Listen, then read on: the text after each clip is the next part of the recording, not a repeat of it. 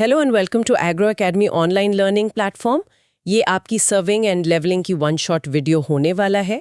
Details में इस topic को शिवपाल सर कोर्स में कवर करा देंगे। अगर आपको क्लास पसंद आती है तो क्लास को लाइक करें और चैनल को सब्सक्राइब जरूर कर लें। एंड क्लास की PDF टेलीग्राम से डाउनलोड कर लें। एंड कंप्लीट प्रेपरेशन के लिए agro academy RPSC AEN foundation batch जरूर ज्वाइन करें। तो चलिए आज हम जमीन की भाषा को समझने की कला और विज्ञान में गहरी उतरते हैं। बिल्कुल। हम ये देखेंगे कि कैसे पॉइंट्स की रिलेटिव पोजीशंस को मापा जाता है और ये इंजीनियरिंग प्रोजेक्ट्स के लिए नक्शे और प्लान बनाने में क्यों इतना जरूरी है। हाँ, तो हम सर्वेइंग और लेवलिंग के बिल्कुल बुनियादी सिद्धांतों से शुरू करेंगे और एक एक करके हर जरूरी कॉन्सेप्ट को समझेंगे। राइट। और इसकी शुरुआत होती है दो सबसे जरूरी सिद्धांतों से जो हर सर्वे का आप कह सकते हैं आधार होते हैं। ठीक है, तो सबसे पहले समझते हैं सर्वेइंग है क्या, अगर सीधे शब्दों में कहें तो। सीधे शब्दों में ये पृथ्वी की सतह पर या उसके पास के बिंदुओं के बीच की रिलेटिव पोजीशंस, दूरियां और एंगल्स को डिटरमाइन करने की कला है। मतलब ढलान, हॉरिजॉन्टल और वर्टिकल दूरियां और कोण मापना। एग्जैक्टली। और इसमें दो मार्गदर्शक सिद्धांत हैं। पहला है working from the whole to the part. Working from the whole to the part, इसका क्या मतलब हुआ? इसका मतलब है कि पहले हम एक बड़े एरिया को कुछ मेन कंट्रोल पॉइंट से कवर करते हैं, उन्हें बहुत हाई एक्यूरेसी से फिक्स करते हैं। अच्छा, तो पहले एक तरह से बाहरी बाउंड्री बना ली। हाँ बिल्कुल। और फिर उसके अंदर की डिटेल्स को फिल करते हैं। ऐसा करने से जो एरर्स हैं वो जमा नहीं होते। मतलब गलतियां एक छोटे हिस्से तक ही सीमित रहती हैं, हाँ। फैलती नहीं है। सही पकड़ा। और दूसरा सिद्धांत है locating a new point by at least 2 measurements. Okay, किसी भी नए बिंदु को पक्का करने के लिए कम से कम 2 माप लेना जरूरी है। हाँ, चाहे वो लीनियर हो, एंगुलर हो या दोनों का कॉम्बिनेशन। इससे उसकी पोजीशन यूनिक और वेरीफाइबल हो जाती है। अब सर्वे के प्रकारों पर आते हैं। मैंने प्लेन और जियोडेटिक सर्वेइंग के बारे में सुना है, इनमें क्या फर्क है? देखिए, प्लेन सर्वेइंग में हम पृथ्वी की वक्रता मतलब कर्वेचर ऑफ द अर्थ को नजरअंदाज कर देते हैं। मान लेते हैं कि सतह सपाट है। जी, और ये छोटे क्षेत्रों के लिए बिल्कुल ठीक है, जैसे सड़कें, भवन या कोई नहर। और ये छोटा क्षेत्र कितना छोटा होता है, एग्जाम के पॉइंट ऑफ व्यू से ये जरूरी हो सकता है। हाँ, यहाँ एग्रो एकेडमी एग्जाम बे का एक जरूरी पॉइंट है। परीक्षा में अक्सर 195.5 वर्ग किलोमीटर की सीमा पूछी जाती है। अच्छा, तो अगर एरिया इससे कम है तो प्लेन सर्वेइंग, और अगर ज्यादा है तो जियोडेटिक सर्वेइंग, जिसमें पृथ्वी के कर्वेचर को ध्यान में रखा जाता है। जियोडेटिक सर्वेइंग को ट्रिग्नोमेट्रिक सर्वेइंग भी कहते हैं, है ना? हाँ, और इसका इस्तेमाल नेशनल ग्रिड जैसे बहुत बड़े प्रोजेक्ट्स में होता है। चलिए अब बात करते हैं चेन सर्वेइंग की। ये सर्वेइंग का सबसे बेसिक तरीका लगता है। हाँ, ये एक ऐसा तरीका है जिसमें सिर्फ लीनियर मेजरमेंट्स यानी रैखिक माप शामिल होते हैं। मतलब इसमें एंगल्स नहीं मापे जाते? नहीं, बिल्कुल नहीं। इस पूरी प्रक्रिया को चेनिंग कहते हैं। और इसका मुख्य सिद्धांत है ट्रायंगुलेशन, त्रिभुजीकरण। बिल्कुल। पूरे क्षेत्र को अच्छी तरह से बने त्रिभुजों मतलब वेल कंडीशन्ड ट्रायंगल्स की एक सीरीज में बांटा जाता है। वेल कंडीशन्ड ट्रायंगल वो होता है जिसमें कोई भी एंगल 30 डिग्री से कम या 120 डिग्री से ज्यादा ना हो। एकदम सही। और सबसे अच्छा तो एक समबाहु त्रिभुज यानी इक्विलैटरल ट्रायंगल होता है। तो एक चेन सर्वे के मुख्य हिस्से क्या होते हैं? मतलब मेन स्टेशंस, बेस लाइन, ये सब क्या है? मेन स्टेशंस बाउंड्री पर आपके कंट्रोल पॉइंट्स होते हैं। Main survey lines in stations को जोड़ती हैं। और बेस लाइन वो सबसे लंबी मेन सर्वे लाइन होती है ना? हाँ, वो सर्वे की रीढ़ की हड्डी की तरह काम करती है। फिर टाई लाइन और चेक लाइन भी होती है। टाई लाइन अतिरिक्त डिटेल्स के लिए और चेक लाइन काम की एक्यूरेसी की जांच के लिए। राइट। और इस काम के लिए कुछ खास उपकरणों की जरूरत होती है, जैसे चेन्स और टेप्स दूरी मापने के लिए। हाँ, टेप्स ज्यादा सटीक होती हैं, खासकर इनवार टेप्स जो 64% स्टील और 36% निकल के एलॉय से बनती हैं। फिर रेंजिंग रॉड्स होती हैं सीधी रेखा में पॉइंट्स एस्टैब्लिश करने के लिए। एरोज या पिन्स जमीन पर चेन की लंबाई मार्क करने के लिए। और प्लम बॉब ढलान वाली जमीन पर बिंदुओं को वर्टिकली ट्रांसफर करने के लिए। अच्छा, और 90 डिग्री के एंगल बनाने के लिए? क्रॉस स्टाफ या ऑप्टिकल स्क्वायर। हाँ, और ऑप्टिकल स्क्वायर ज्यादा एक्यूरेट होता है। अब एक दिलचस्प सवाल, जो दूरी हम मापते हैं क्या वो हमेशा सही होती है? नहीं, उसमें कुछ करेक्शंस करने पड़ते हैं। करेक्शंस जैसे? जैसे स्टैंडर्डाइजेशन के लिए सुधार, अगर चेन असल में थोड़ी लंबी या छोटी हो गई है। स्लोप के लिए सुधार। हाँ, पुल या टेंशन के लिए सुधार और मीन सी लेवल के लिए सुधार। यहाँ एग्रो अकेडमी का फॉर्मूला हॉटस्पॉट याद रखना जरूरी है। स्लोप करेक्शन हमेशा नेगेटिव होता है। बिल्कुल, इसका फॉर्मूला है C slope equals to -h²/2l और स्टैंडर्डाइजेशन एरर पॉजिटिव या नेगेटिव दोनों हो सकता है। ये छोटे छोटे पॉइंट्स परीक्षा में बहुत मायने रखते हैं, है ना? बहुत ज्यादा। अब तक हमने सिर्फ दूरियां मापी, अब इसमें दिशा जोड़ते हैं। यानी कंपास सर्वेइंग। हाँ, ये एक ट्रैवर्स मेथड है जिसमें जुड़ी हुई रेखाओं की लीनियर और एंगुलर दोनों डायमेंशंस को मापा जाता है। ये ट्रैवर्स ओपन भी हो सकता है, जैसे किसी सड़क के लिए, या क्लोज्ड, जैसे किसी प्रॉपर्टी की बाउंड्री के लिए। राइट।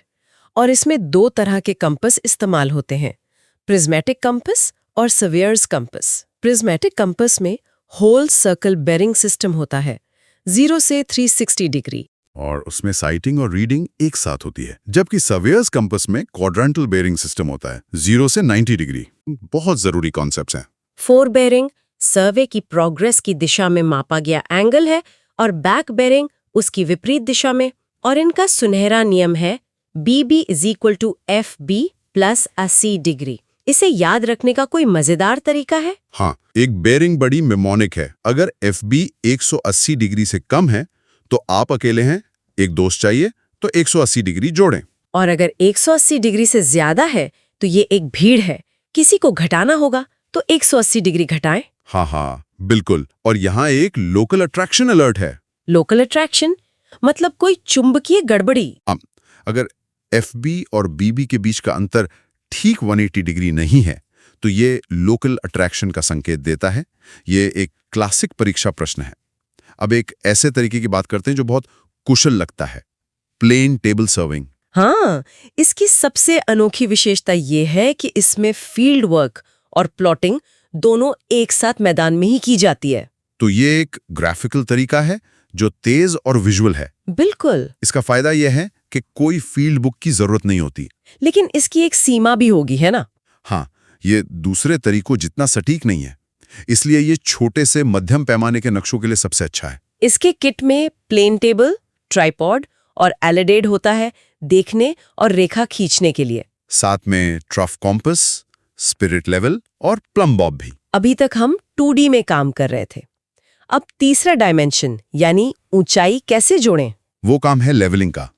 इसका मुख्य उद्देश्य एक फिक्स्ड रेफरेंस सरफेस के सापेक्ष बिंदुओं की ऊंचाई यानी एलिवेशन का पता लगाना है। यहाँ कुछ की टर्म्स हैं जो समझने जरूरी हैं, जैसे डेटम। डेटम वो रेफरेंस सरफेस है जहां से ऊंचाई मापी जाती है। आमतौर पर ये मीन सी लेवल यानी MSL होता है। और बेंचमार्क? बेंचमार्क एक फिक्स्ड पॉइंट होता है जिसकी ऊंचाई यानी RL हमें पहले से पता होती है।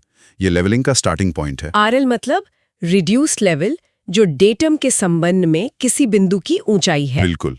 अब लेवलिंग की प्रक्रिया स्टेप बाय स्टेप होती है। सबसे पहले लेवल सेट कर, फिर ज्ञात RL वाले बिंदु जैसे BM पर बैक साइट लें। ये हमेशा एक प्लस साइट होती है। फिर हाइट ऑफ इंस्ट्रूमेंट यानी HI की गणना करें। HI = RLBM + BS। करेक्ट। फिर अज्ञात RL वाले बिंदु पर फोर साइट या इंटरमीडिएट साइट लें। ये माइनस साइट्स होती हैं। और फिर नए रिड्यूस लेवल की गणना करें। New RL = HI - FS। Exactly. लेकिन पृथ्वी की वक्रता और एटमॉस्फेरिक रिफ्रैक्शन के कारण लेवलिंग में भी सुधार की जरूरत होती है। कर्वेचर के लिए सुधार हमेशा सब्ट्रैक्टिव होता है। हाँ, C = -0.0785 d²। और रिफ्रैक्शन के लिए सुधार हमेशा एडिटिव होता है। CR = +17C। तो जो कंबाइंड करेक्शन C होता है वो सब्ट्रैक्टिव होता है। C = -0.0673 d²। बिल्कुल। और यहाँ एक अनस्किपेबल अरिथमेटिक चेक है जिसे परीक्षा में कभी नहीं भूलना चाहिए। Sigma BS, sigma FS = sigma rise, sigma fall last RL, first RL। हाँ, ये चेक ज्यादातर कैलकुलेशन एरर्स को पकड़ लेता है। वैसे इन सभी फॉर्मूलाज और कॉन्सेप्ट्स को गहराई से समझने के लिए एग्रो अकेडमी ने RPSC AE फाउंडेशन बैच आपकी तैयारी को नेक्स्ट लेवल पहुंचा सकता है। With complete concept clarity, competition से आगे रहने के लिए अभी ज्वाइन करें। डिटेल्स टेलीग्राम पर देखो। चलिए लेक्चर कंटिन्यू करते हैं। बिल्कुल। अब बात करते हैं सर्वेइंग के एक बेहतरीन उपकरण की, थियोडोलाइट। थियोडोलाइट का प्राइमरी यूज बहुत हाई प्रिसिजन के साथ हॉरिजॉन्टल और वर्टिकल कोणों को मापना है। इसे ट्रांजिट भी कहा जाता है क्योंकि इसका टेलीस्कोप वर्टिकल प्लेन में 180 डिग्री घूम सकता है। ये कंपास के रूप में भी इस्तेमाल किया जा सकता है और स्टेडिया हेयर्स का उपयोग करके लगभग दूरी भी माप सकता है। इसके प्रमुख घटक telescope, vertical circle, horizontal circle और लेवलिंग हेड हैं। ये बड़े सर्वे कार्यों के लिए एक एसेंशियल टूल है। अंत में हम भूताप को पढ़ते कैसे हैं? इसका जवाब है कॉन्टूर्स, है ना? हाँ, कॉन्टूर समान ऊंचाई वाले बिंदुओं को जोड़ने वाली एक रेखा है। और दो सक्सेसिव कॉन्टूर लाइंस के बीच की कांस्टेंट वर्टिकल दूरी को कॉन्टूर इंटरवल CI कहा जाता है। कॉन्टूर मैप को पढ़ना एक कला है। जैसे पास की रेखाएं खड़ी ढलान मतलब स्टीप स्लोप दर्शाती हैं, और दूर दूर की रेखाएं समतल ढलान यानी फ्लैट या जेंटल स्लोप। कॉन्टूर रेखाएं हमेशा बंद लूप बनाती हैं जो किसी पहाड़ी या तालाब को दर्शाती हैं, और वे कभी भी एक दूसरे को पार नहीं करती, सिवाय एक ओवरहैंगिंग क्लिफ के दुर्लभ मामले में। तो आज हमने एक अकेली रेखा से 3D दुनिया तक का सफर तय किया। बिल्कुल, मुख्य सिद्धांतों से शुरुआत की, चेन और कंपास सर्वेइंग से गुजरे, प्लेन टेबल पर प्लॉटिंग सीखी और लेवलिंग के साथ ऊंचाई को समझा। थियोडोलाइट और कॉन्टूरिंग ने हमें दुनिया की पूरी तस्वीर बनाने में मदद की। तो अब सुनने वालों के लिए एक एग्रो एकेडमी क्वालिटी चेकलिस्ट। जरूर। क्या प्लेन और जियोडेटिक सर्वेइंग के बीच 195.5 किलोमीटर स्क्वायर के नियम के साथ अंतर किया जा सकता है? बैक बेरिंग की गणना के लिए बेरिंग बडी नियम लागू कर सकते हैं। लेवलिंग में कंबाइंड करेक्शन -0.0673D स्क्वायर का फॉर्मूला पता है? और क्या एक कॉन्टूर मैप को देखकर एक खड़ी ढलान, एक पहाड़ी और एक घाटी की पहचान की जा सकती है? अगर हाँ, तो आपकी तैयारी सही दिशा में है। तो ये थी हमारी आज की क्लास। आपने इन कॉन्सेप्ट्स में से कितने सही समझे, नीचे कमेंट सेक्शन में हमें जरूर बताएं। और अगर इस तरह के और सेशंस चाहिए तो कमेंट करें। और अगर आपको ये सेशन पसंद आया तो एग्रो एकेडमी को अभी सब्सक्राइब करें। मिलते हैं